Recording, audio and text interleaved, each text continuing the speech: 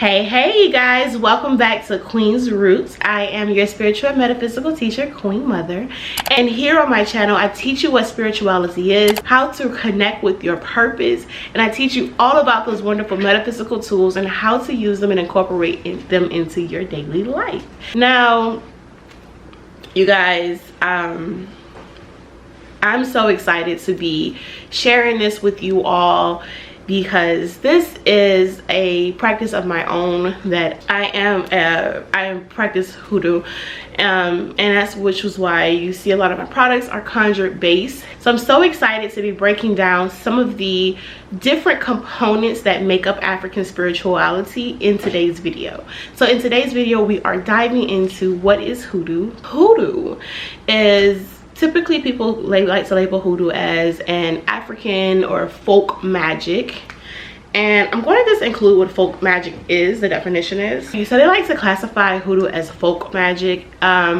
When I think of folk magic and I understand what folk magic is, anything that's like charms, spells, or rituals, then they want to group that as folk magic, and that's not what Hoodoo really is. Hoodoo is a spiritual tradition that originated from the people of the Congo. So our ancestors are of those people from the Congo, that warrior spirit from those in the Congo was in place, and they used those to honor their ancestors, to venerate their ancestors, to work with the spirits, to so Hoodoo, from the Congo, the people of the Congo, they have the Hoodoo, they have the Palo, they have I think there's one more I'm missing out on, but these are their traditions, and these spiritual traditions were to empower them.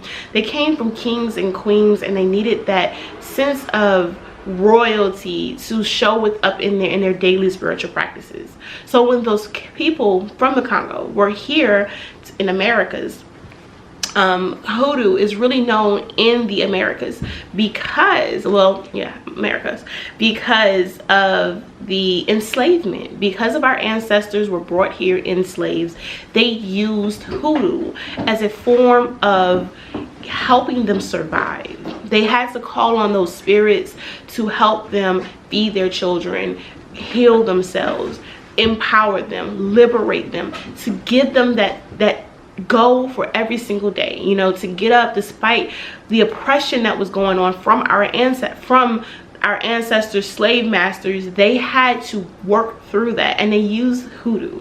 Now Hoodoo is also known for, going by other names, you may hear the terms conjure, root worker, work, associated with that. And I don't want to mix it up, because I am going to get into I'm going to get more into the practice of conjure, but I want to focus on what Hoodoo is first before we dive into conjure. Now Hoodoo is the spiritual tradition. It is the tradition that comes with it. It doesn't have any specific disciplines with it, because you have to remember our ancestors were enslaved.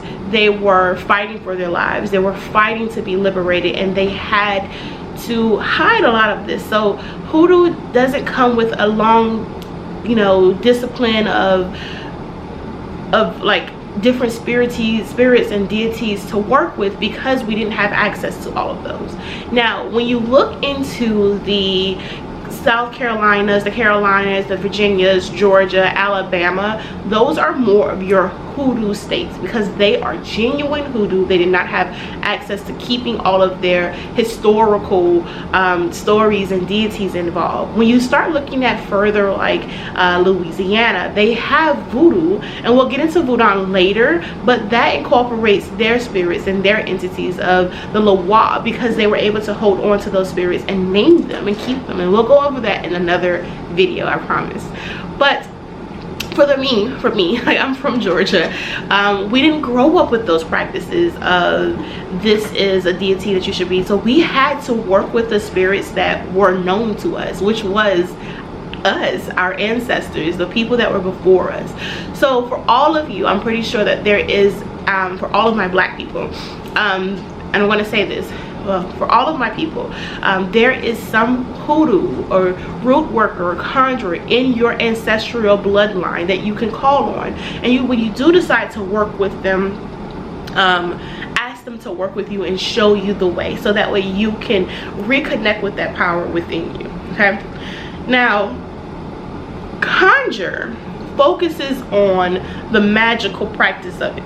Conjure is associated with Hoodoo, but in conjuring, you're working with the spirits of the dead. You're working with the spirits of plants and animals and the environment. You're working with those spirits to manifest what it is that you want, or get the results that you want. And a lot of this is out of survival. You have to remember, all of this is survival based, because our ancestors established and used Hoodoo as a form of survival. And because so many people, Africans or people of color, were brought here, and the ones that are still here, that were here when we got here, they had to kind of group together and bring those traditions together. So you're probably like, Queen, okay, I've probably heard a little bit about Hoodoo, especially if you're from the South. You've heard of it, and I don't mean that wonky, crazy foolishness you see on TV. Hoodoo is not all about the fun and getting broomsticks to fly. Now, I will tell you this: there is a story that the root workers, the Hoodoo, coming from the Congo. I'll tell that story in another video, but they were able to get on sticks and fly off the slave ships, and that's where the whole illusion about witches flying on broomsticks come from. But I'll get the full story for you guys, and I'll share that with you in another video. Now, Hoodoo is, like I said, it is a spiritual tradition. It is a way of life. There is no be all end all in it. It is very believe it or not, it is a closed way of life. Like, and I want to say this because a lot of times when I myself am looking for like products, because I've moved away in a city that is predominantly white and predominantly Mexican based, so there's not a lot of African shops or African people here, or people of color here. There are, but they're not like as it would be if I were like back home. And I mean like in the tradition. I think I would have to probably go down to Houston to find the shops that I need. But here I get so agitated when I see that people, I'm like looking for, like say I'm looking for Little John, I'm looking for Hot Foot or something, whatever, like roots or things that I may need to do my work, and I'm like maybe seeing it on a website, and I go to the about section, you guys. I kind of made this a practice of mine to go to the about section, and I see a white woman with all of the roots and herbs around her and her African swab or her whatever foolishness. And I really wanted to make sure that you know it is not for other people. I know like witchcraft and Wicca can be adapted by any people of color, I mean any races or people, but Hoodoo is not for the white man. It is not for the Asian man. It is not for the Mexican man. It is not for any of that. I feel like we have so much respect for other people cultures except for African American cultures. This is a cultural thing, and as much as I see so many Caucasians trying to market and profit off of a cultural thing, now y'all, this is not new to us people of color. We know about cultural appropriations all the time, but those very people had to come to us to do roots. They had to come to us to read their fortunes. They had to come to us to do bone work. They had to come to us to do all of this stuff. They had to come to us because you know why?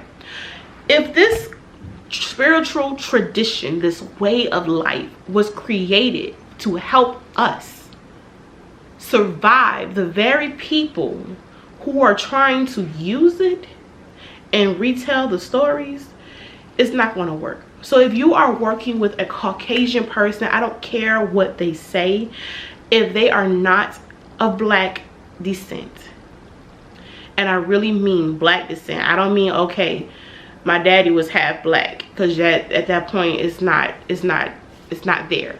At one point, like another side of it's going to outrule the other. It comes from that, because you're working with ancestors. You're working with the ancestors of my ancestors, and it's not just your ancestors. You're working with ancestral spirits. You're working with those slave ancestors. You're working with those ancestors who were putting down that root work, who was putting down that work to help you get through segregation, that was helping you do all of these things. Those are the ones that you are working for. And do you really think that they're going to be wanting to help you as a Caucasian person who they have had to live under suppression and die because of you and because of the things you put them through? They're not going to help you. So you cannot, you know, this is very separate now. I don't want to confuse this, because this is very, very separate from ancestral healing, ancestral work. Now, you cannot call on ancestors that are not within the power. They're not going to want to help you, because they're going to look at it as you are the reason why this started, you know. I want to put that disclaimer out there, because this is for people of color. Now, even though there are so many people out there taking it and making it their own, changing the narrative, changing how to do stuff, making you guys think that you can adapt and do different stuff, no, you guys. It is truly an art form, a culture form that blood and sweat and the cries of our ancestors to put in. That's why we know how to do these things, because, you know, that woman, that slave, that great whatever great grandma, she knew what it meant to have to protect her family. She knew what it meant to have to hide. So she knew what powders to put down. She knew what herbs to use. She knew how to do these things, how to heal her family, because the white man wouldn't give them no medicine. So she had to go out in that field and she had to figure out, this is what herb is going to work, this is what herb is going to work, this is what's going to get this out of you, you know. So all of that doesn't come, and when we're channeling that energy and calling on our ancestors in our work, that is where that is coming from, that connection, that blood connection. And this is not that, you know, what is it called, that ancestral test that you guys like to do. This is not that, where you can be like, I have 1/4 of a black in me, I can do it. No, baby, it doesn't work that way. Like I said, it is culture. This is something that even for black people, they may know about it, but they have to be raised within it. They have to have a connection. I'm telling you guys, I may not have been fully raised in it, but I definitely had that connection. I knew those hymns, I knew those, I always tell the story, like, I don't know how I knew all of this stuff, but I knew it. I had that pull through it, and I know, like, there are conjurers in my family, there are these people, and I know what sides of the families they're on because they revealed themselves to me. But I understood, like, this is where this is coming from. This is how, y'all, I'm telling you, as a young kid, things that it may have been shunned away from us because my family practiced in that black church. You know, they practiced a lot of these things, and I'm like, I knew how to do these things. I knew what these things meant. I knew it. And I don't know how to explain why I knew it, but that's why I'm talking about that connection is coming in from. Although, now, speaking of ancestors in Hoodoo, although you work with your ancestors in Hoodoo, it is not to be substituted for ancestral work. Hoodoo and Conjure is working, still a magical practice of it. Hoodoo is still honoring and we're working with those spirits, but it's not all just solely about ancestors. It's not. Ancestral healing can happen for everybody. Ancestral healing is for everyone, because it's not just for us. But when you're starting to look at the culture and traditional practices of Hoodoo, that is for the people of America, you know, for the people of color, okay, black people. Now, where are you seeing Hoodoo at? You'll mostly see Hoodoo performed in churches, those black churches. You'll see Hoodoo performed in the grave sites. You'll see Hoodoo performed in the woods. You'll also see Hoodoo perform in your home if you choose to do it. There may be some practices that or traditions you may have seen, like your grandmother do, or you may not understand it, or your great grandmother might have had some little things. Like, you know, I remember growing up as a little girl, and I think if I tell my grandmother, she's probably gonna shit her pants, but growing up, my grandma used to keep the cinnamon broomstick on the door. That is Hoodoo. That is straight root works. So if you guys have seen little things like that, like if I go back and I think of like my childhood, the things that my grandmother did, and now that I'm like an adult and I'm very much aware of it, I think I should, you guys, for shits and giggles, I should probably call her and be like, yeah, you know, talk your trash, but you know, boo, you've been doing some work, girl. But Hoodoo was put in place to protect your families, and a lot of things, like simple things that you may see your grandparents do or great grandparents, those superstitions that came into place, there are Hoodoo based. So although some people may have started to detach themselves from it, although some people may have didn't believe in it, they still kept small pieces of it with them to help them along the way. They may not have fully believed in it, or it fell for the white man's story of Christian Christ and all that stuff, and I'm going to get back to that in a second, but they still incorporated a lot of that hooping and hollering in the church, a lot of that drumming and dancing. That was from our Congo relatives, that was from our traditions as Africans. These traditions are from the Congos in Africa, so yeah, it is African based. But yeah, it's from those traditions. It's from, you know, all of that, the laying of hands. It's from these traditions. You know, you're doing energy work, you're knowing what herbs and oils to use in your prayers and things. That is a part of Hoodoo, and I'll get to that a little later. Okay, so with that being said, I hope that covers a little bit of what Hoodoo was. The next video is going to dive into Conjure, the actual practice of everything. But yes, I don't remember where I stopped off at, you guys, because I had to, like I said, the camera shut off and the battery was dying, so I kind of needed to refresh that. But yeah, Hoodoo is spiritually, it's a way of life. So if you choose to start practicing within Hoodoo, the best way to get started is to, you know, do some research. There are some books there out there. There are people who offer classes and services. I don't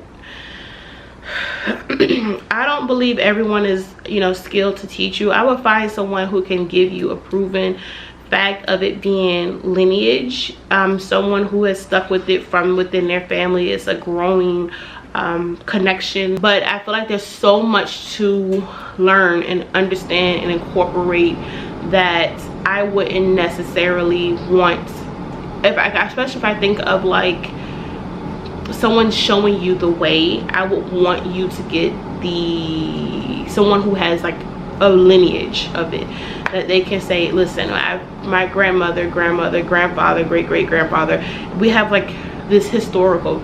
Not at people that's gonna just be like, okay, I've been a healer for 10 years. Healer is not always necessarily like a root worker or a Hoodoo person. So try to find, you know, someone that can teach you. You can always get some books. Please be mindful that a lot of things that are written in books, you guys, you will be surprised, are by white people. I don't even know you should be surprised anymore, but it's written by white people, so it's not always authentically correct. But if you want to learn, there are some books out there that you can learn from. I'll probably list probably on my Instagram at Spirits and Souls, I'll probably include a list of some of the books that I think may be beneficial and that can be a little bit helpful. Follow some strong leaders, and I don't mean leaders because they're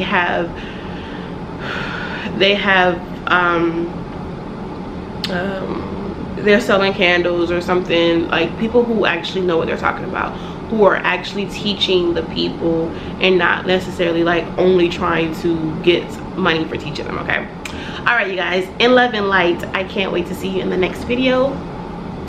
Bye.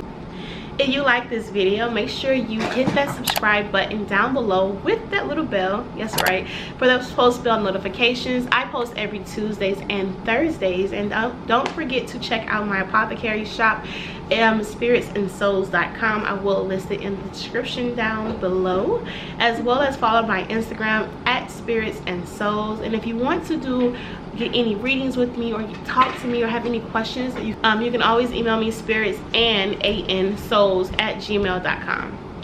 And all of this information will always be listed in the comments box below. All right.